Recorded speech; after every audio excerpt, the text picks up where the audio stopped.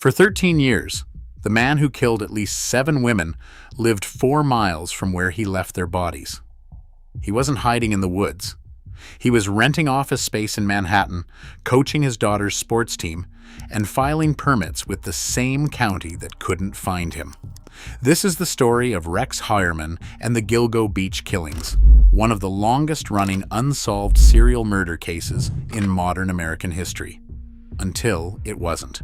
By the end of this video, you'll understand exactly how the bodies were found, why the investigation went cold for over a decade, what finally cracked it open, and what happened in a courtroom on Long Island earlier this year that closed one of the darkest chapters in New York criminal history.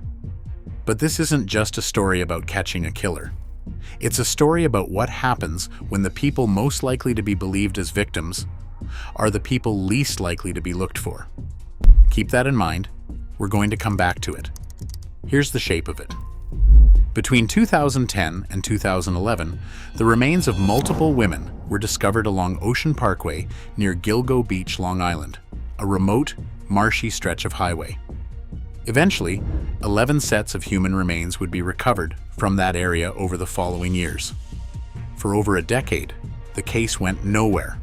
No arrest, no suspect named publicly. The investigation was plagued by internal police corruption, jurisdictional confusion, and, as later reporting made clear, indifference. Because many of the victims were sex workers, a fact that shaped how seriously their disappearances were initially treated.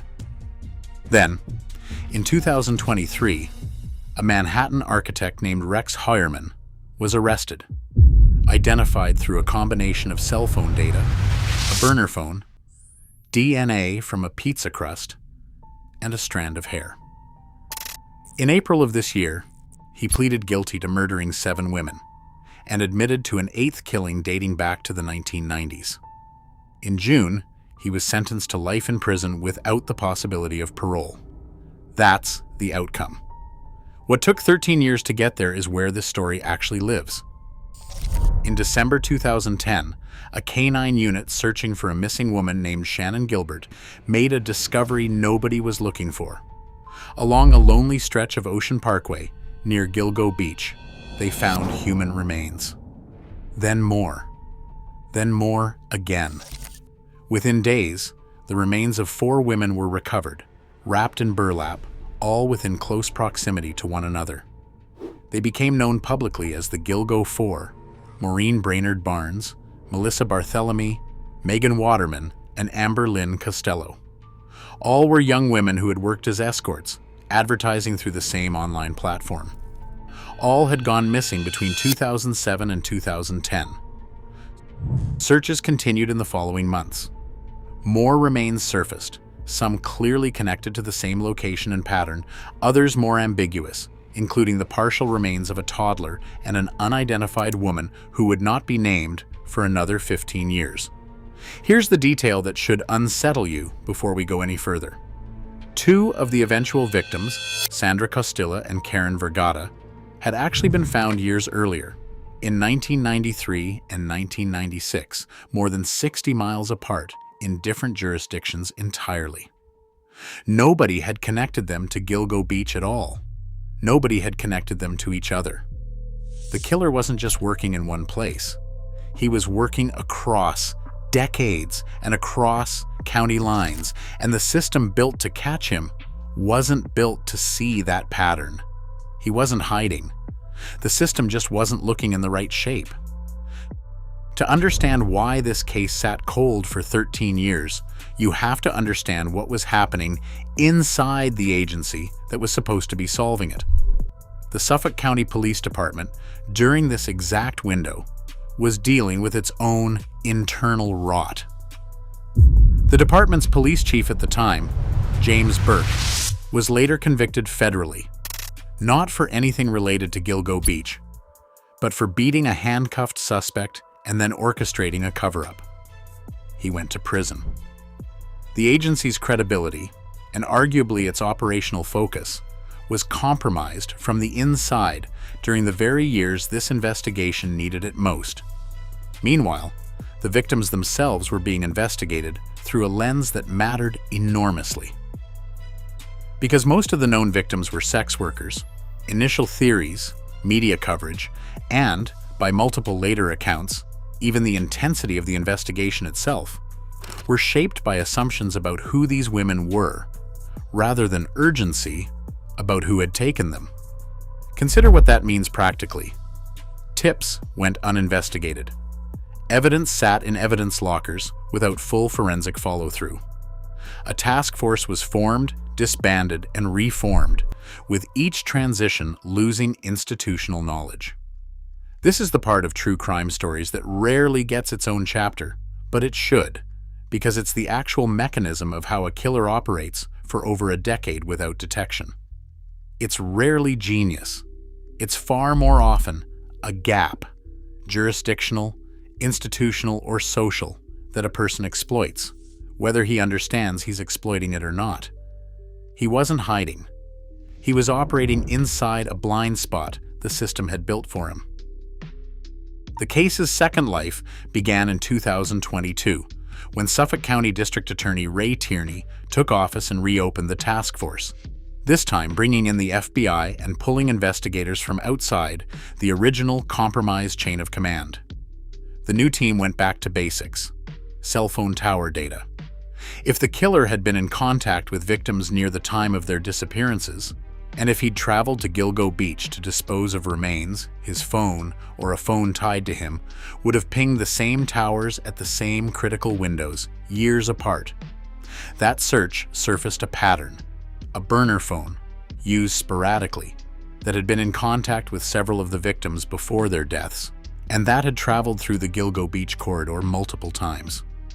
Investigators also went back to a detail that had been sitting in the file for years: a witness description of a large, unkempt man driving a distinctive first-generation Chevrolet Avalanche, seen near one of the victim's last known movements. Instead of treating it as a dead end, the new task force ran it against Long Island vehicle registration records. One name surfaced that matched both the vehicle and a plausible geographic footprint for the burner phone: Rex Heuermann, a Manhattan architect, a married father of two, a man with no criminal record, no red flags, no history that would have put him on anyone's radar. He wasn't hiding behind a disguise or a double identity. He was hiding behind the fact that nothing about him looked like what people expected a serial killer to look like. Suspicion is not evidence. This is where the case needed something airtight, and it's where the investigation got genuinely inventive. Investigators began covert surveillance on Heuermann.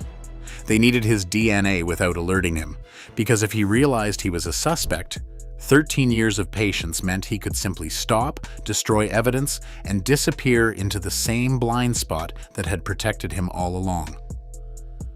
The break came from something almost mundane. Investigators recovered a discarded pizza crust from Heuermann's trash. From that, they extracted a DNA profile. It was compared to a male hair recovered from one of the victims decades earlier. It matched. But there's a second piece of forensic evidence in this case that's genuinely unusual and worth sitting with. Investigators also recovered strands of hair from several crime scenes that were linked through mitochondrial DNA analysis, not to Heuermann himself, but to his wife. Hairs that had, investigators believe, transferred from his home or vehicle onto the victim's remains, entirely without his wife's knowledge or involvement. Think about what that means. The forensic thread that helped close a 13-year-old case ran, unknowingly, through the DNA of a woman who had no idea what she was married to.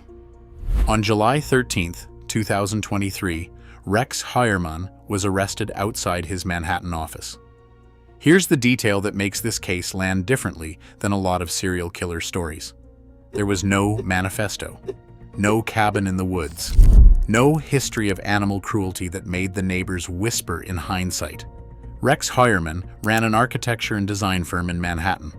He'd worked in that same office, under that same name, for years, the same years he is now confirmed to have been killing. He was married, he had children. By all outward appearances, described later by neighbors and colleagues, he was unremarkable, occasionally described as odd or intense, but nothing that crossed into what anyone expected suspicious to look like. That's not an accident of this particular case. It's close to the norm. Research on serial offenders consistently shows that the ability to maintain an ordinary, functioning public life alongside extreme violence isn't the exception. It's frequently the mechanism that allows the violence to continue undetected for so long. The uncomfortable truth this case forces you to sit with is this: proximity to a stable, normal-looking life isn't evidence of safety. It's simply the most common camouflage there is. He wasn't hiding. He was standing in plain sight, and plain sight is exactly where people stop looking. For nearly 3 years after his arrest, Waterman maintained his innocence through his attorney, as the case built toward a trial originally scheduled for September 2026. Then, in early April of this year, that changed. On April 8, 2026, Rex Waterman pleaded guilty in a Suffolk County courtroom, not to a handful of charges, but to murdering 7 women. Megan Waterman, Melissa Barthelemy, Amber Lynn Costello, Maureen Brainard-Barnes, Valerie Mack, and Jessica Taylor, along with formally admitting responsibility for an 8th killing. Sandra Costilla and Karen Vergata among the victims, tied to those earlier, decades-old cases. By entering that plea, he effectively guaranteed himself a life sentence without the possibility of parole, no trial, no appeal built around reasonable doubt, no more decades of uncertainty for the families who had already waited 13 years just to get a name.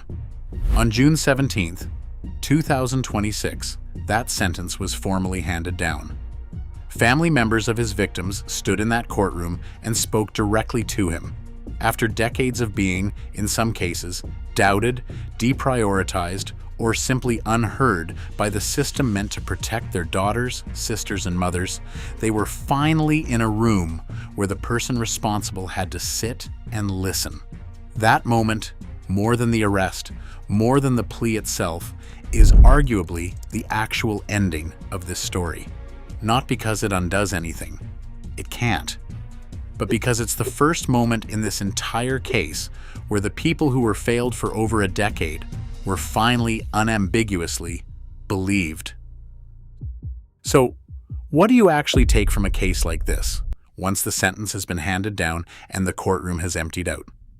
The easy version of this story is brilliant detective work finally catches elusive killer. And on a forensic level, that's true. The DNA work here, especially the mitochondrial hair analysis, represents genuinely sophisticated investigative science. But the harder, more important version of this story is about the 13 years before that. It's about how a pattern spanning multiple decades and multiple counties went unrecognized for so long, and how much of that gap tracks directly to who the victims were and how seriously their disappearances were treated in the moment they happened, not in hindsight. This case has already become a reference point in conversations about how police departments prioritize cases involving sex workers, and about the real cost of jurisdictional silos that let patterns hide in the seams between agencies. Some of the reforms pushed by the Reopen Task Force, the cross-jurisdictional data sharing, the willingness to revisit cold, decades-old remains as part of a single connected investigation, are already being cited as a model for how other unsolved serial cases might finally get reopened. There's also a harder question this case leaves genuinely open. With 11 sets of remains recovered from the Gilgo Beach area, and only some of them formally connected to Waterman, the full scope of what happened along that stretch of highway may still not be completely known. He wasn't hiding, in the end. He was simply operating inside every gap the system left open for him: geographic, institutional, and social. Closing this case took forensic science, but keeping it open for 13 years took something else entirely. A system that, for over a decade, wasn't built to look. In June, Standing in a Suffolk County courtroom, one of the victim's family members finally got to say the thing she'd been unable to say for over a decade: that her sister mattered, that she was missed, that she was more than a case number that sat untouched in a filing cabinet while the person responsible went home to his own family, a few miles away, year after year. Rex Heuermann will spend the rest of his life in prison. That was never really in question once the evidence caught up to him. The real reckoning in this case isn't his sentence. It's the 13 years it took to get there, and everything that reveals about whose disappearances get treated as urgent and whose don't. That's the part of this story that outlasts the verdict. If you want more deep dives into cases where the real story is what the system missed, not just who did it, subscribe. I'm covering more of these. And tell me in the comments, what part of this case surprised you most? The science or the 13 years it took to get there?